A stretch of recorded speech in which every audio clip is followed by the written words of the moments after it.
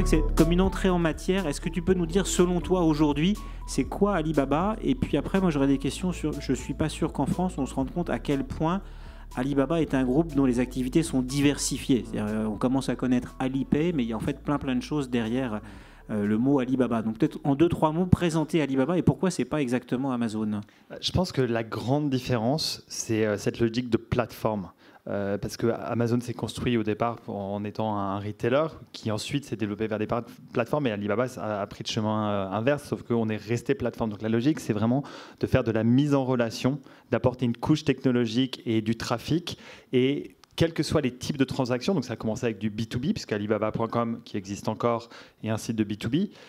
Puis on a fait du C2C avec... C'est-à-dire c'est un site sur lequel des PME, des entreprises cherchent à toucher des consommateurs. Cherchent à trouver d'autres entreprises qui vont leur acheter 100 tables, 500 chaises, etc., des hôtels et autres. Sachant qu'à l'époque, quand Jack Ma a lancé l'activité, on est en 99, donc je ne sais pas si vous vous souvenez de l'Internet en 99 en France, on était au début. En Chine, on était au début divisé par 100, donc il n'y avait rien, il n'y avait pas d'infrastructure, et il n'y avait aucun consommateur qui avait accès à Internet. Donc s'il n'avait pas fait un site de B2B, ça n'aurait jamais fonctionné. Donc ça a commencé comme ça, et puis ensuite de B2B, on est passé à C2C, donc de consommateur à consommateur quand l'Internet a commencé à se développer, puis du B2C, donc les entreprises qui vendent aux consommateurs, etc., etc. Puis autour de ça, on a construit énormément de services, d'où la diversification du groupe, autour des paiements, autour du financement, autour du cloud, autour de la distribution, et puis maintenant dans le divertissement. Ce que je trouve très intéressant, et là où le groupe a été très fort, c'est dans sa capacité en fait à sentir là où il y avait de l'opportunité, de ne pas être trop en avance de phase, parce que ça a souvent été le problème de pas mal d'entreprises qui se sont lancées avec la bonne idée mais trop tôt, ou trop tard. Et je pense que nous, il n'y a pas eu que des réussites, mais dans l'ensemble, on a toujours su lancer le bon produit au bon moment. Alipay, auquel tu faisais allusion. Donc Alipay, c'est quoi Alipay? Donc c'est une solution de paiement sur téléphone mobile à la base. Ça a été lancé en 2008. Et aujourd'hui, la majorité des paiements en Chine sont faits avec un téléphone portable. Et il y a une avancée technologique phénoménale en Chine sur le paiement mobile.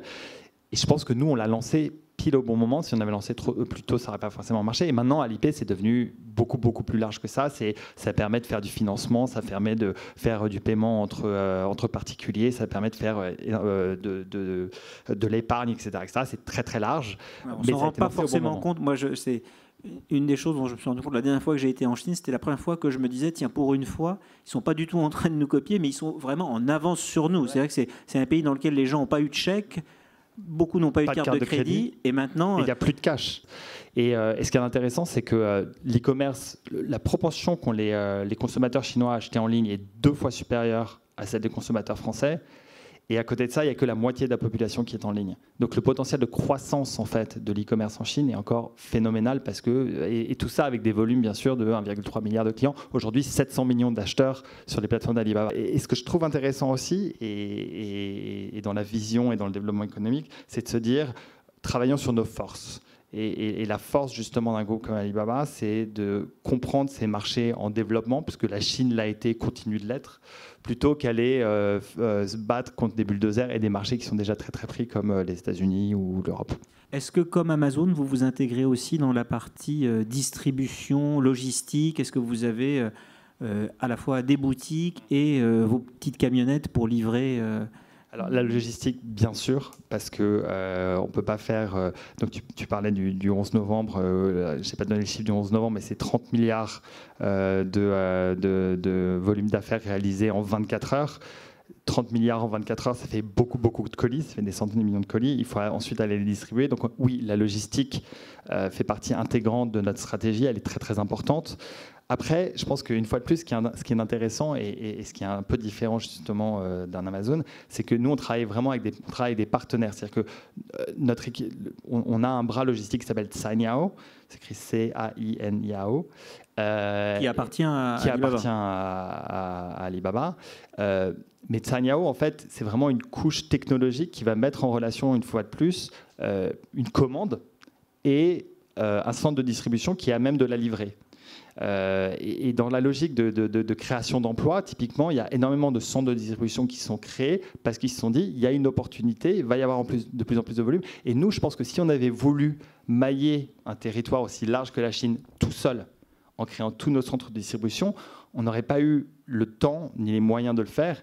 Et donc, dans cette logique d'ouverture, de partenariat, de création de plateformes, c'est aussi ça qui fait la force du groupe. Et après, nous, derrière, ce qu'on va faire, c'est qu'on va, par contre, certifier chacun des... Et puis, ce qui est super, c'est que nos consommateurs, et ça, c'est les Chinois font ça de manière naturelle, vont noter chacun des colis qu'ils reçoivent. Est-ce que je l'ai reçu en temps et en heure? Est-ce qu'il était bien empaqueté, etc., etc. Et donc derrière, nous, ça nous donne de la data pour dire ce centre de distribution, il est meilleur que celui-là. Et quand la commande est faite, si les deux peuvent servir la commande en question, l'envoyer vers celui qui est le meilleur. Donc Xavier Baudouin, associé distribution chez Wavestone. Donc on est partenaire de l'événement. Et merci pour cette organisation. On l'a très vaguement évoqué, mais donc comme une question sur la data. Alors la data, c'est vraiment le buzzword depuis plusieurs années, mais je trouve qu'il y a quand même une antériorité en Chine, notamment grâce à un acteur comme Alibaba. Donc moi, ce que je voulais savoir tout simplement, quand je vois mes clients en France qui disent oui, la data, mais ok, très bien, mais qu'est-ce que j'en fais? Qu'est-ce qu'on peut leur dire? Qu'est-ce que vous avez constaté chez Alibaba qui fonctionnait, que ce soit dans l'expérience client ou dans l'amélioration de l'efficacité opérationnelle? S'il y a peut-être 2 ou 3 exemples très concrets qui pourraient être partageables. Moi, mon exemple préféré, de loin, parce que je trouve que justement c'est l'utilisation intelligente de la donnée.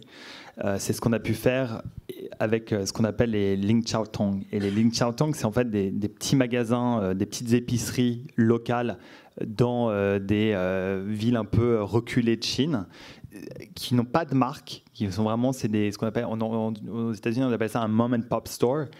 Et qui sont vraiment au degré zéro de la technologie. Ils n'ont rien. Ils prennent les commandes par téléphone, ils font leur comptabilité sur du papier, etc., etc. Et en fait, nous, on est allé en équiper 1000, parce que quand on fait les choses en Chine, on commence à 1000. Ils sont passés de technologie zéro à nec plus ultra de la technologie. Donc ils pouvaient faire du réapprovisionnement, du CRM, du pricing dynamique, etc., etc., du paiement avec Alipay, comme ça du jour au lendemain. Et donc eux ils étaient très contents parce qu'on leur donnait ça gratuitement, et nous c'était un test à grandeur nature pour voir un peu s'il y avait un intérêt. Et puis après, donc déjà ça a très bien marché, les consommateurs étaient contents, et puis après les marques sont venues nous voir en nous disant qu'est-ce qu'on peut faire avec ça? Et nous on a travaillé avec Mondelez qui fabrique Oreo, le biscuit Oreo, et ils nous ont dit nous on a un gros problème sur Oreo, c'est Nabisco d'ailleurs en l'occurrence, pas de Mondelez, mais ça fait partie de Mondelez maintenant, et ils nous ont dit on a un problème sur Oreo, c'est qu'on a lancé Oreo en Chine, ça marche très bien chez Auchan, dans les grandes surfaces, ça marche très bien en centre-ville, ça marche pas dans les Ling Chao Tong, on n'arrive pas à comprendre pourquoi. Nous, on a regardé la donnée, on avait de la donnée sur 1000 magasins, on voyait que sur les 1000 magasins, il y en avait 92% qui stockaient du Oreo, on voyait que dans ces 1000 magasins, il y avait une demande, il y avait de la vente de biscuits. Et en effet, il y avait très très peu de ventes d'Oreo. Et ce qu'on a compris en regardant la data, c'est que en fait, les gens, ils achetaient des produits de snacking, donc 1 ou 2 biscuits. Oreo, ils vendaient que des boîtes de 24, donc ça ne fonctionnait pas. On a partagé cette donnée avec eux. Derrière, ils ont créé un produit spécifique pour ces magasins-là, et ça est devenu leur best-seller. Bonsoir, Johan Geffroy, donc fondateur de Favar et directeur de cette agence en ingénierie effectivement en innovation sociétale.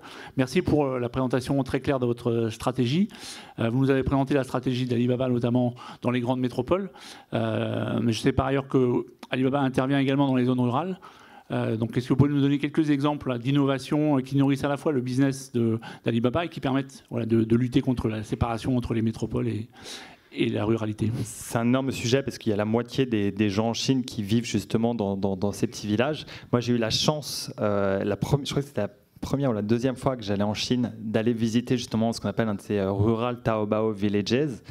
Et c'est hyper intéressant parce qu'on se retrouve en fait dans des villages où il n'y a quasiment pas l'eau courante, etc. Enfin, il y a vraiment le delta entre un Shanghai qui est comme New York et ces endroits-là qui ne sont pas très loin, hein, c'est 2-3 heures plus loin. C'est assez incroyable. Et en fait, Ce que Rural Taobao a permis de faire, par exemple, c'est de donner accès, qui est un point d'accès à Internet, parce que là, les gens, ils n'ont pas du tout accès à Internet, dans un point de vente quelque part, qui est plus une sorte de relais colis quelque part, mais les gens viennent.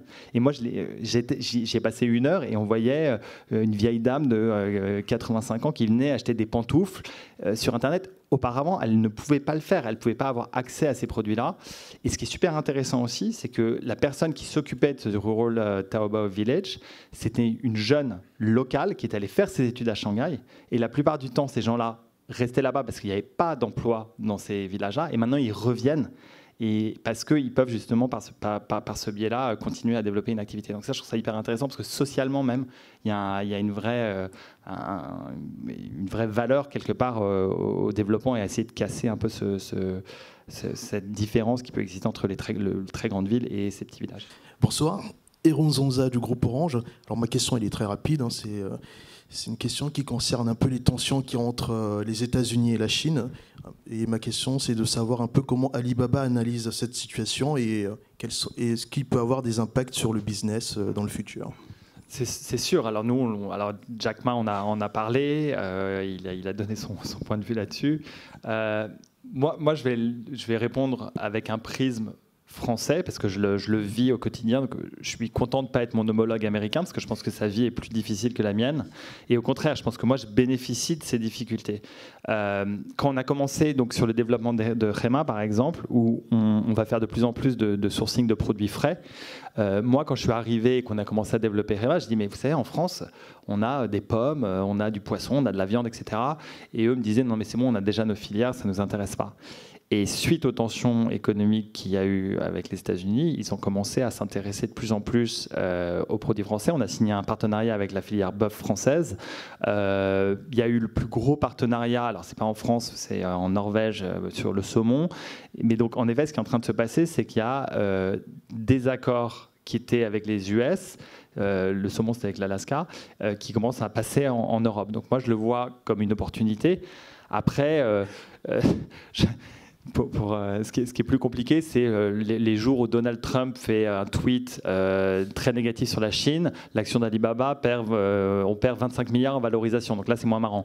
Bonsoir, Pascal Boulard, Société Anaplan. Votre succès est éblouissant, mais dans votre secteur, le succès amène souvent les ennuis. Regardez ce qui est arrivé à Google, etc., etc. Donc vous vous donnez encore combien d'années de tranquillité avant d'avoir les avocats, les lobbyistes qui vous aideront à rester tranquille?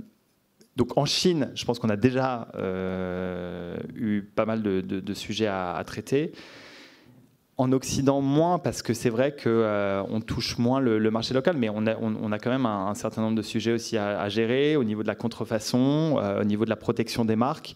Et je pense que là-dessus, on a fait énormément d'efforts. Depuis d'ailleurs qu'on s'est ouvert à l'international, il y a aussi eu beaucoup de gens, et notamment des organismes français qui sont venus en Chine pour expliquer ce que représentait la contrefaçon, l'impact que ça avait sur le business, le fait que ça finançait le terrorisme, etc.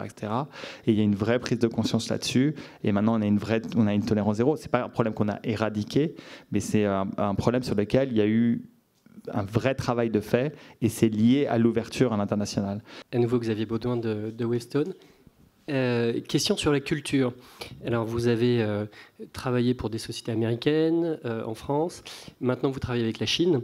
Moi, ce qui m'intéresserait, c'est de savoir en quoi les méthodes culturelles, enfin professionnelles chinoises sont vraiment différentes en méthode de management, d'organisation.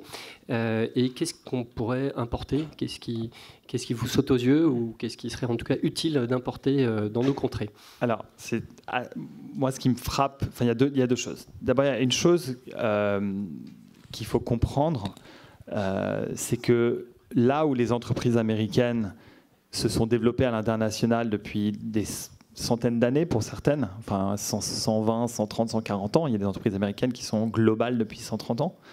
Des entreprises chinoises globales, il n'y en a quasiment pas. Il y a des Lenovo, mais c'est des rachats de business existants qui étaient IBM. Il y a Huawei, mais c'est quand même très particulier, c'est pas forcément le meilleur exemple. Mais des entreprises chinoises internationales, il y en a très peu. Donc la difficulté culturelle, elle vient du fait qu'il n'y a pas aujourd'hui d'exemple, il n'y a pas de blueprint, il n'y a pas voilà comment faire, il n'y a pas de manager qui l'ont fait. Il n'y a personne en Chine qui peut dire « Ah mais moi, les entreprises chinoises, les développeurs internationaux, j'ai déjà fait 10 fois. » Ça n'existe pas. Donc la difficulté, elle vient de là, elle vient du manque d'expérience. Donc ça va prendre un petit peu de temps. Après, moi, ce que je vois, et c'est assez intéressant parce que je pense que les deux pays pourraient apprendre l'un de l'autre, c'est que nous, et notamment nous Français, on a tendance à peut-être un peu trop planifier, un peu trop intellectualiser, un peu trop vouloir que tout soit parfait avant de lancer, et donc manquer un peu de rapidité dans l'exécution. Et les Chinois, c'est un peu l'inverse. C'est-à-dire qu'on a à la fois une vision très long terme. Donc, Jack Ma a toujours dit que Alibaba devrait durer au moins 102 ans pour pouvoir traverser 3 siècles, parce qu'on a commencé en 1999. Donc ça, c'est une vision à très long terme.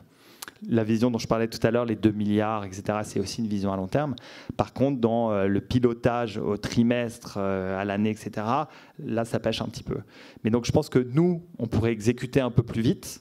Et eux, ils pourraient apprendre à planifier dans le... Et c'est intéressant, parce que moi, je le vois, ça fait 4 ans maintenant, il y a déjà des axes d'amélioration. Et ce qui est sûr, c'est que les Chinois apprennent très, très vite. Et il y a ces axes d'amélioration-là. Je pense que c'est ça, là, on pourrait apprendre l'un de l'autre le plus. Tout ce qui se passe en Chine est vraiment piloté par les jeunes. Dans le luxe, pareil. Dans l'e-commerce, pareil, etc. C'est eux qui vraiment poussent la consommation et qui poussent le changement. Et dans le tourisme, pareil. Donc là où les gens qui avaient 45, 50 ans, ça ne les dérangeait pas de partir à 100 dans un bus, les jeunes, ils partent à... C'est encore des groupes, mais c'est des groupes choisis. Donc ils partent à 2 familles, papa, maman, on amène les parents, les enfants, enfin l'un ou les enfants maintenant, parce qu'on peut en avoir 2. Mais c'est un groupe de 10-12. Mais derrière, ce qu'ils veulent, c'est avoir une expérience unique.